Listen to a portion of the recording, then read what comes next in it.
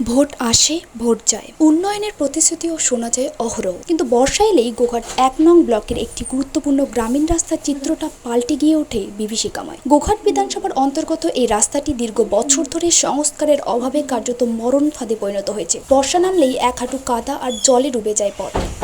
এই রাস্তা শুধু যাতায়াতের মাধ্যম নয়, কয়েক হাজার মানুষের লাইফলাইন। অথচ রাস্তার কঙ্কালসার চেহারার কারণে গ্রামে ঢোকে না অ্যাম্বুলেন্স। মুমূর্ষু রোগী বা গর্ভবতী মায়েদের হাসপাতালে নিতে হয় কাঁধে করে। কাদা জলে পিছলে ছোট ছোট পড়ুয়াদের বই খাতা ভিজে নষ্ট হয়, বন্ধ হয়ে যায় স্কুল যাওয়া।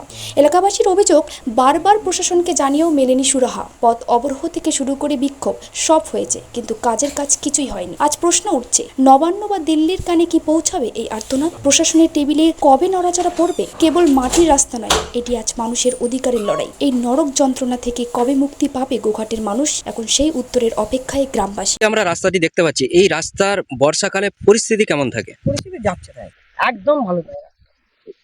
তো রাস্তা খারাপের জন্য কোথাও জানিয়েছেন আপনারা? এই জায়গায় রাস্তাটা যেতে পারিনি, জল হচ্ছে, কাদা, তারপরে রাস্তায় এই যে হুচট খেপ করে যাচ্ছি আমরা, রাস্তাটা একদম ভালো নয়। স্কুল কত দূরে আছে এখান থেকে? স্কুল ওই তো সামনে। তো স্কুল যেতেও তো মানুষের সমস্যা হতো। স্কুল রাস্তাটাই যে ওখানটা পিছ হয়েছে, আর বছর হয়ে গেছে, এবছর পিছনে গেছে, দাগ বেরিয়ে গেছে। এখন আপনারা কি চাইছেন? রাস্তা ভালো হলেই ভালো আমাদের। আর একটা কি রাস্তা যে আমাদের সামনে, আমাদের এখানে বাড়ি নাই, ওখানে ওধারে বাড়ি আমাদের। ওখানে রাস্তাটা ড্রেনগুলো ভালো হচ্ছে না, ড্রেনগুলো করছে না, ড্রেনটা খুব সমস্যা হচ্ছে আমাদের। এইদিকে কত মানুষ যাতায়াত করে? এটাও রাস্তা ভালোই, ওধার মোটর সাইকেল যেতে পারছে, রাস্তা ভাড়া নাই তো মোটর সাইকেল যেতে পারেনি। রাস্তা ভাড়া থাকলে এর দিয়ে সবসময় মানুষের গরু গাড়ি, ছেলেরা স্কুল যাচ্ছে, এদের আর দেখছে, রাস্তা ভালো লাগে। আপনার নাম? আমার নাম পদ্মা রায়। বাড়ি? বাড়ি গোঘাট। গোঘাটের বিভিন্ন এলাকায় যে রাস্তাঘাট, সেই রাস্তাঘাটের অবস্থা একেবারেই কিন্তু নাজেহাল। আপনাদের চোখে সেই রাস্তা কেমন রয়েছে এবং বর্ষার সময় কেমন থাকে, যদি একটু বিস্তারিত তুলে ধরেন। মূলত গোঘাট ১ নম্বর ব্লক এলাকায় কালীপুর থেকে টুয়ার্ডস দামোদরপুর, যেটা ঘাটাল চলে যাচ্ছে, একটা দীর্ঘ পিচ রাস্তা। একেবারে দীর্ঘদিন ধরেই মানুষের চলাচলের অযোগ্য হয়ে গেছে। বাস মাঝে মাঝে বন্ধ হয়ে যাচ্ছে। ৩-৪টে হাই স্কুল আছে, তার ছেলে মেয়েদের যাতায়াতের অসুবিধা হচ্ছে। ব্যবসা কেন্দ্র আছে, গাড়ি টাড়ি যাওয়া ভীষণভাবে অসুবিধা হচ্ছে। সেটা এখন গেলেও দেখা যাবে। এই নিয়ে ওখানেতে মানুষ পথ অবরোধ করেছে, বিক্ষোভ দেখিয়েছে, পুলিশ প্রশাসন গেছে, বিভিন্ন দপ্তরে দরখাস্ত বারে বারে করা হয়েছে, কিন্তু আজ পর্যন্ত সেই রাস্তাটির কাজ হয়নি।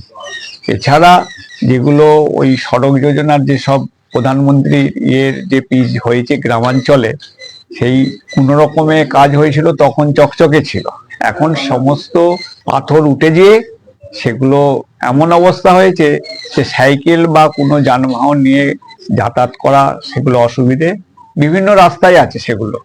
আর গ্রামীণ রাস্তা আমি আমার লোকালিটি এলাকায় বলতে পারি, গোঘাট প্রাথমিক গ্রাম সংসদ এলাকায় নন্দীপাড়া যে রাস্তাটা আছে, এই গোঘাট রেজিস্ট্রি অফিস থেকে যে রাস্তাটা বেরিয়ে যাচ্ছে পাড়ার ভিতর দিয়ে হয়ে, ওই দিকের একটা পিচের রাস্তা, সংযোগকারী যে রাস্তা, সে রাস্তা আজ 15 বছরে কোনো কাজ হয়নি।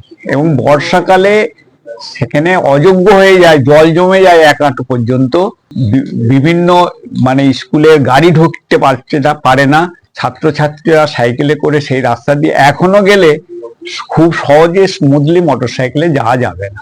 এরকম রাস্তা দীর্ঘদিন পড়ে রয়েছে। প্রশাসনে বারে বারে দৃষ্টি আকর্ষণ করা হয়েছে, কিন্তু কোনো কাজ হয়নি। এইরকম যে রাস্তা প্রতিটা এলাকাতেই হচ্ছে যে 2-1টা করে আছে। গোঘাটের রাস্তাঘাট সহ একেবারে স্বাস্থ্য পরিকাঠামো এখানে ভাই আমার যখন এখন চিকিৎসা কিছু দেখতে পাইনি। রাস্তাঘাট ওই যে মনে ঢালাই করে গেল, ওই রকম আমার যে পুরনো বাকল, পুরনো ভিটে দিয়ে জল যাবে, সেই জল কি করে যাবে ওইসব ভাবেনি। শুধু কন্ট্রাক্টারের টাকাটা তুলবার লাগে, টাকায় ঢেলে দিয়ে চলে গেল টাকা। কারোর সঙ্গে কোনো মিটিং নাই, আলোচনা নাই। পাড়ার লোকের সঙ্গে যে রাস্তা হবে, পাড়ার লোকের সঙ্গে আলোচনা করতে হবে তো, কিভাবে হবে, কোনখানটা কি হবে। ও ফাঁকা করে ওদের যা নিয়ম করে দিয়ে আমি জল ঢেলে দিয়ে চলে গেছে, ব্যাস।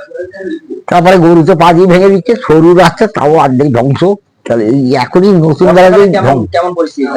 ওই পরিস্থিতি ওই রকম, কোনো আলোচনায় কুচি নাই। যা টুপিটাকে ওই একটু একটু ঢালাই হয়তো ওই পর্যন্ত সেই থেকে চলছে। আপনি বলছেন যে কন্ট্রাক্টরে টাকা ও কন্ট্রাক্টার গুলোই তো বলতে পারছি টাকাখানি মধ্যে ঢেলে দিয়ে আমাকে টাকাটা তুলে নিতে দেন একবার, ওইখানে আমার মারাই পৌঁছে দেন আমাকে ব্যাস। ও টিকুকার নাই টিকু রাতটা আমরা ওকে দেখে যাবো।